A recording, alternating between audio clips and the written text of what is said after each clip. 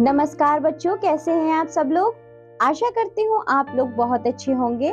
मैं हूँ आपकी हिंदी व्याकरण की अध्यापिका और हिंदी व्याकरण की कक्षा में एक बार फिर से आप सबका बहुत बहुत स्वागत है। तो बच्चों, आज हम पढ़ेंगे अपनी व्याकरण की पुस्तक में एक नया विषय जिसका नाम है पाठ नंबर 5 सब नामों के लिए नाम यानी कि सर्वनाम। बच्चों, आपको याद है हमने पिछली कक्षा में संज्ञा पढ़ी थी जिसमें हमने जाना था शब्द, नामों के लिए शब्द यानी कि संज्ञा। बच्चों, जितनी भी वस्तुएं थी, प्राणी थे, सबके कुछ ना कुछ नाम होते थे, उसको संज्ञा कहा जाता था।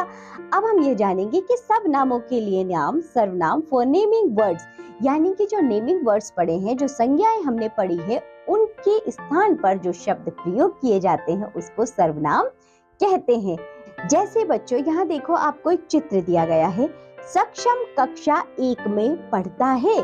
तो बच्चों, सक्षम जो कि एक नाम है। अब मैंने यहीं पर दूसरा वाक्य कहा, वह प्रतिदिन विद्यालय जाता है। तो सक्षम के स्थान पर मैंने वह बोला।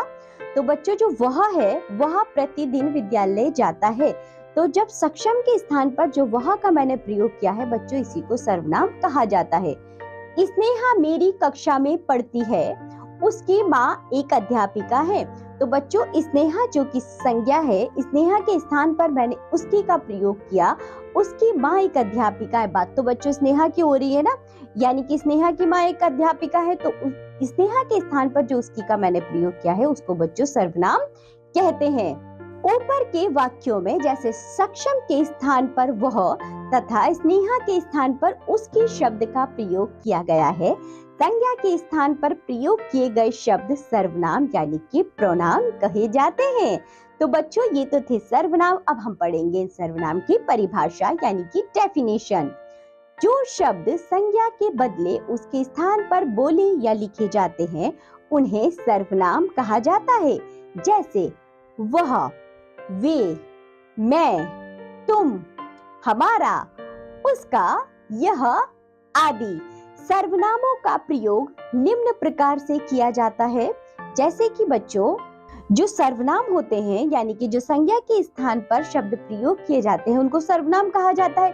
लेकिन इन सर्वनामों का प्रयोग अलग अलग किया जाता है। जैसे कि स्वयं के लिए जब हम अपने लिए सर्वनामों का प्रयोग करते हैं तो वो कुछ इस प्रकार होते हैं। जैसे कि मैं,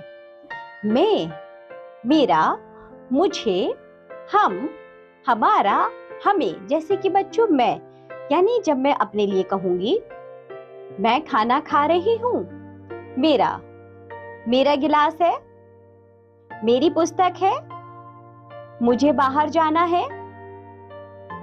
हम भारत के निवासी हैं, हमारा घर बहुत सुंदर है, हमें कल आगरा घूमने जाना है।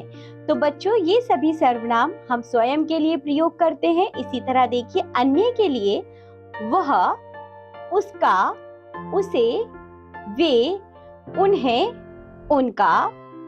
निकट के लिए जैसे कि यह मेरी पुस्तक है, इसका, इसे, ये, इनका, इन्हें।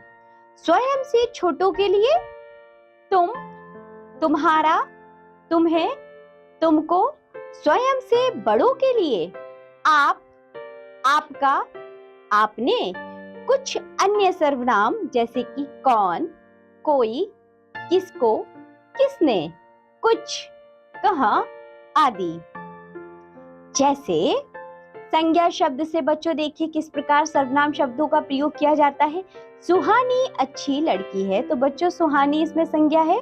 वह एक गायिका भी है। तो बच्चों, सुहानी के स्थान पर जब हम सर्वनाम का प्रयोग करेंगे तो वो वह हो जाएगा। इसी तरह प्रिया मेरी बहन है, मेरी माँ उसकी मौसी है। उपवन में फूल खिलते हैं, यह मेरे घर के समीप है। राज मेरा मित्र है, यानी कि क्या तुम उसे जानते हो। तो बच्चों, ये थे सर्वनाम शब्द। इसी के साथ ये पाठ होता है यहाँ समाप्त। आपने जाना, तो बच्चों आपने क्या क्या जाना है। सर्वनाम का प्रयोग विभिन्न प्रकार से किया जाता है। जैसे स्वयं के लिए हम मैं का प्रयोग करते हैं तथा अन्य के लिए वह, उसका, उसे आदि का प्रयोग करते हैं। नाम के स्थान पर प्रयोग किए गए शब्द ही सर्वनाम कहलाते हैं। तो बच्चों, इस पाठ में हमने यही सब सीखा है। इसी के साथ ये पाठ होता है यहाँ समाप्त। आज हमने जो भी सीखा है आप लोग उसका अच्छे से अभ्यास करिए, इस वीडियो को दोबारा से देखिए और बच्चों सर्वनामों को जानिए कि वे क्या होते हैं। इस पाठ से संबंधित जो अभ्यास कार्य है उसे भी स्वयं से करिए। अब हम मिलेंगे आपसे अगली कक्षा में, तब तक के लिए बाय बच्चों।